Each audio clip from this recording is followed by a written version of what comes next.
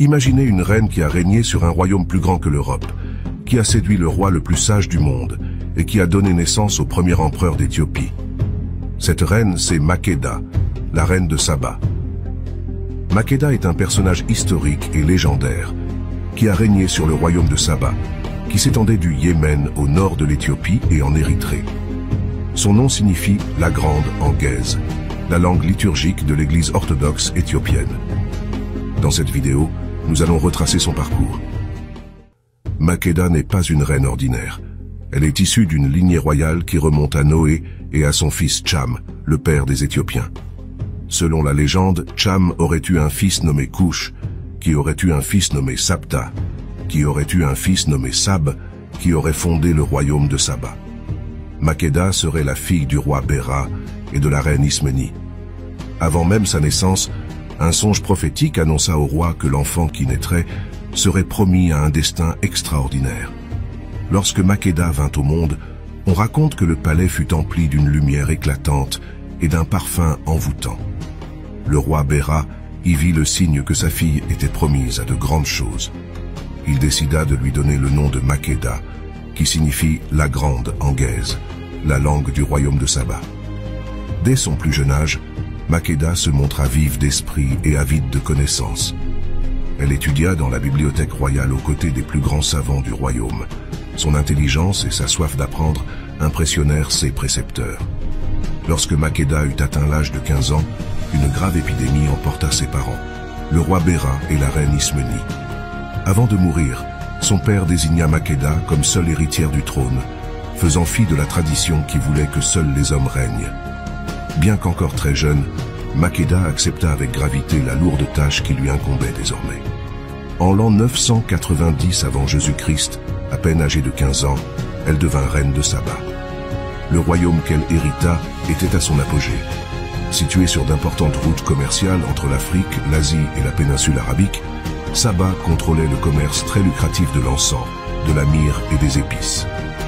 Ces denrées précieuses étaient transportées par caravanes à travers le désert avant d'être exportées vers la Méditerranée. La capitale, Marib, était une cité fastueuse dotée de hauts temples pyramidaux, à étages dédiés au dieu soleil Almaka et à la déesse de la lune Almaka. L'architecture et l'urbanisme sabéens étaient très en avance pour l'époque.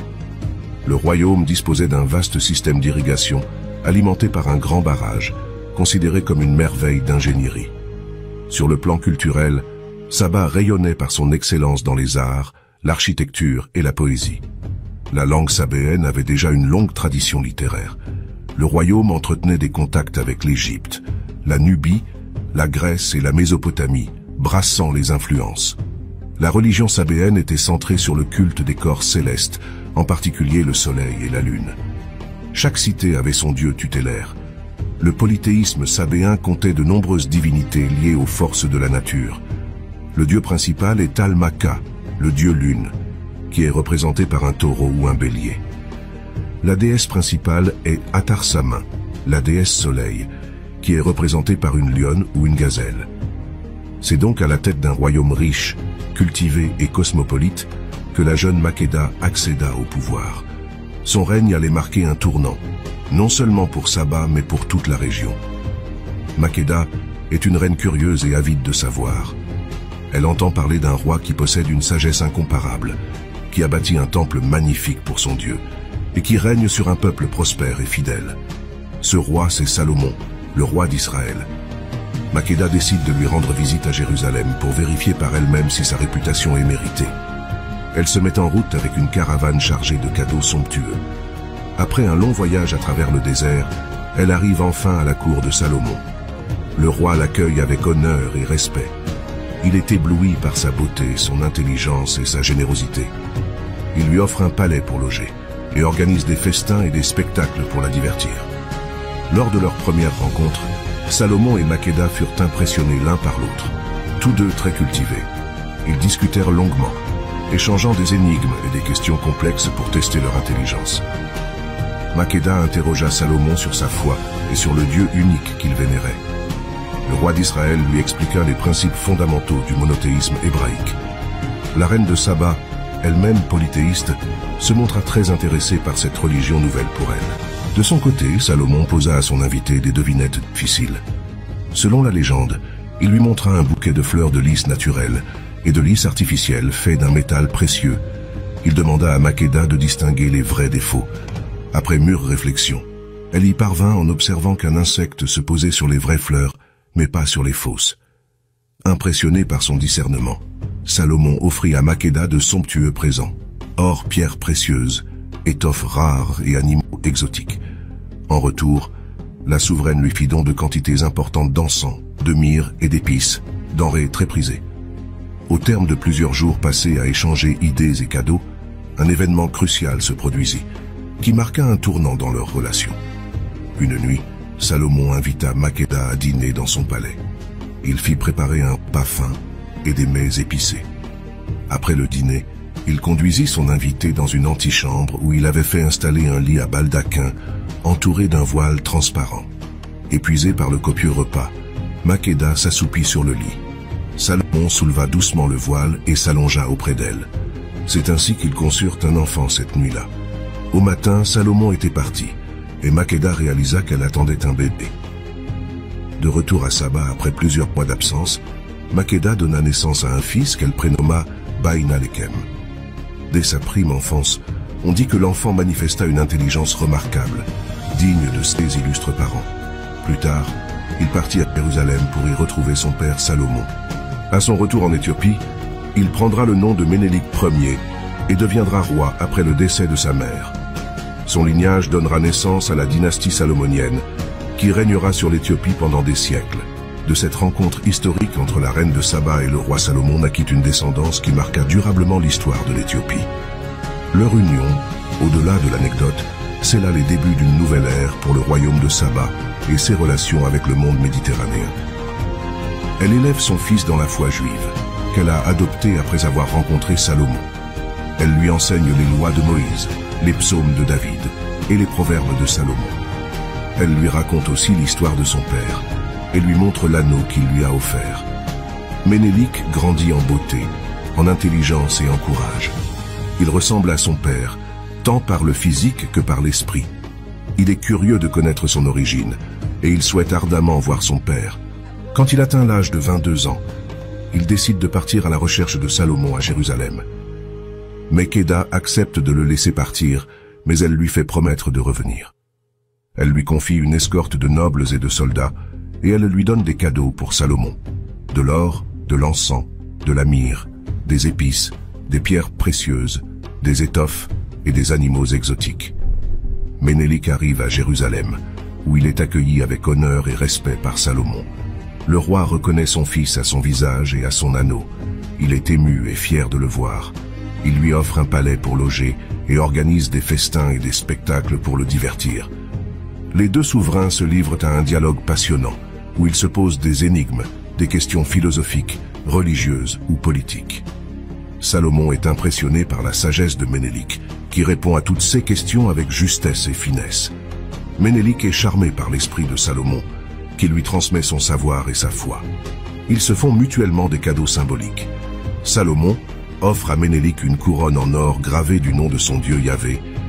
Ménélik offre à Salomon une fleur de lys en or gravée du nom de son dieu Almaka. Ils se promettent une amitié éternelle entre leurs peuples. Mais il y a un secret que Salomon ignore.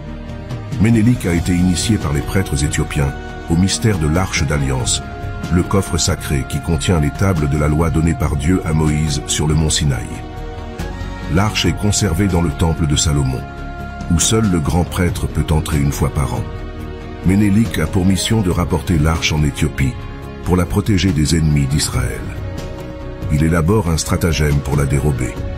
Il se lie d'amitié avec le fils du grand prêtre, qui lui ressemble comme deux gouttes d'eau.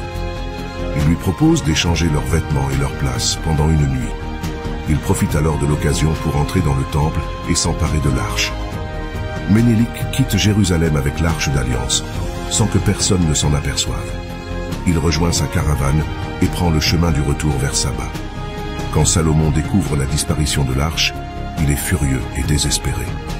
Il envoie des messagers pour rattraper Ménélik et récupérer l'arche. Mais il est trop tard. Ménélik a déjà franchi le Nil et il est protégé par un miracle. Une nuée de feu et de fumée entoure l'arche et empêche quiconque de s'en approcher. Ménélik arrive en Éthiopie, où il est accueilli triomphalement par sa mère Makéda. Il installe l'arche dans une chapelle sur l'île de Tana, où elle sera gardée par des moines jusqu'à la fin des temps. De retour à Saba, Bainalekem fut accueilli en héros. Sa mère Makéda, vieillissante, décida de lui céder le trône. En l'an 960 avant Jésus-Christ, à l'âge de 25 ans, il devint le Négus ou roi de Saba, sous le nom de Ménélik Ier. Sous son règne, Ménélik poursuivit l'œuvre de sa mère. Il fit du judaïsme la religion officielle du royaume et entreprit de convertir ses sujets. Saba connut une période de paix et de prospérité. Plus tard, Ménélik Ier transféra sa capitale plus au sud, à Aksum. Son royaume prit alors le nom d'Aksum et s'étendit progressivement à toute la région, jetant les bases de l'Éthiopie antique.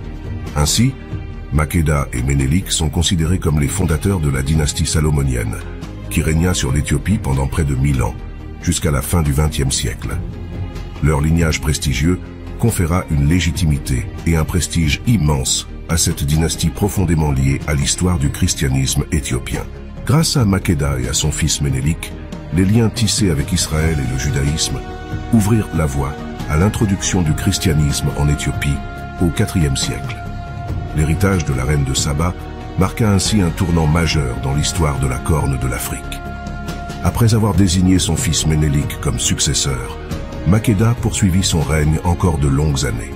Selon la tradition, elle aurait régné pendant près d'un demi-siècle après être montée sur le trône vers l'âge de 15 ans. Dans ces dernières années, la reine de Saba se consacra surtout à des œuvres religieuses. Ayant été marquée par sa rencontre avec le roi Salomon et son enseignement, elle fit construire de nombreux temples dédiés au Dieu unique d'Israël. Elle voulait aussi laisser à la postérité des édifices grandioses, à l'image des grands pharaons bâtisseurs d'Égypte. Elle entreprit ainsi l'édification de plusieurs palais, dont le prestigieux palais de Makonas. Sur le plan commercial, le règne de Makéda vit la consolidation des routes caravanières permettant le négoce de l'encens et des épices.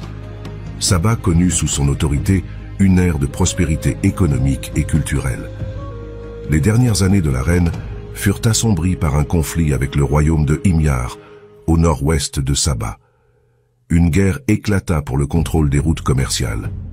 Makéda finit par signer un traité de paix avec le roi Himyarite, mettant fin aux hostilités. Peu après ce conflit, la grande souveraine rendit son dernier souffle, au terme d'un règne qui dura près d'un demi-siècle selon la tradition. Les récits divergent quant au lieu et à la date exacte de sa mort. Certains historiens situent son décès vers 960 avant Jésus-Christ, au Yémen, berceau du royaume de Saba. Mais la tradition éthiopienne veut qu'elle soit morte vers 700 avant Jésus-Christ, dans la région éthiopienne du Tigré, après avoir abdiqué en faveur de Ménélik. Quoi qu'il en soit, même si les détails historiques demeurent flous, l'extraordinaire destin de Makéda ne cesse d'inspirer les imaginations. Son aura légendaire n'a pas faibli à travers les âges. Son héritage culturel et spirituel reste bien vivant de nos jours. En Éthiopie, elle est vénérée comme une sainte par les chrétiens orthodoxes. De nombreux lieux portent son nom, perpétuant son souvenir. Au-delà de l'Éthiopie, Makéda est devenue un symbole universel de sagesse, de beauté et de pouvoir féminin. Son histoire passionnante a traversé les âges, fascinant les esprits bien au-delà de son royaume de Saba. Elle est une source d'inspiration, montrant qu'une femme peut accéder aux plus hautes responsabilités et ouvrir son peuple à de nouveaux horizons spirituels. Par ses qualités hors du commun, la reine de Saba reste à jamais une figure légendaire qui traverse les siècles. Son courage et sa soif de connaissance incarnent des valeurs universellement partagées. Makéda nous rappelle que l'ouverture à d'autres cultures peut être une source d'enrichissement mutuel. Son extraordinaire histoire continue ainsi de parler à notre humanité. Makéda a laissé un héritage culturel et spirituel qui perdure encore aujourd'hui en Éthiopie et dans le monde entier. Elle est considérée comme la mère de la dynastie salomonienne, qui a régné sur l'Éthiopie jusqu'au XXe siècle. Elle est vénérée comme une sainte par l'Église orthodoxe éthiopienne, qui célèbre sa fête le 9 novembre. Elle est admirée comme une figure emblématique de l'histoire africaine, qui symbolise la puissance, la sagesse et la foi. L'histoire de cette reine est inspirante pour la civilisation africaine, car elle montre que l'Afrique a une histoire ancienne, riche et glorieuse, qui n'a rien à envier aux autres civilisations. Elle montre aussi que l'Afrique a été le berceau de la sagesse, de la culture et de la foi, qui ont influencé le monde entier. Elle montre enfin que l'Afrique a été le lieu de rencontre et d'échange entre des peuples et des religions divers, qui ont su coexister dans le respect et l'harmonie. Makeda, la reine de Saba, est donc un modèle de puissance, d'intelligence et de tolérance qui peut inspirer les Africains d'aujourd'hui et de demain. Que nous enseigne la vie de cette reine? La vie de cette reine nous enseigne plusieurs leçons que nous pouvons adapter à notre ère. Voici quelques exemples. Elle nous enseigne l'importance de la curiosité et de l'apprentissage. Makeda a voyagé à travers le monde pour rencontrer Salomon, et elle a appris de sa sagesse et de sa foi. Elle a enrichi sa culture et son esprit, et elle a partagé son savoir avec son peuple. Nous pouvons nous inspirer de son exemple pour chercher à découvrir de nouvelles choses, à élargir nos horizons et à échanger avec les autres. Elle nous enseigne l'importance de la tolérance et du respect. Makeda a su dialoguer avec Salomon, malgré leurs différences religieuses et culturelles. Elle a su apprécier ses qualités, sans renier ses origines. Elle a su coexister avec les autres dieux sans imposer le sien. Nous pouvons nous inspirer de son exemple pour accepter la diversité, pour reconnaître la valeur de chacun et pour vivre en harmonie avec les autres. Elle nous enseigne l'importance de la puissance et de la générosité. Makeda a régné sur un royaume prospère et puissant, qui était respecté par les autres civilisations. Elle a su gérer ses ressources avec sagesse et justice, et elle a su faire preuve de générosité envers Salomon et son peuple. Elle a su protéger son héritage sans le gaspiller. Nous pouvons nous inspirer de son exemple pour utiliser nos talents et nos richesses au service du bien commun, pour partager avec les autres et pour préserver notre patrimoine.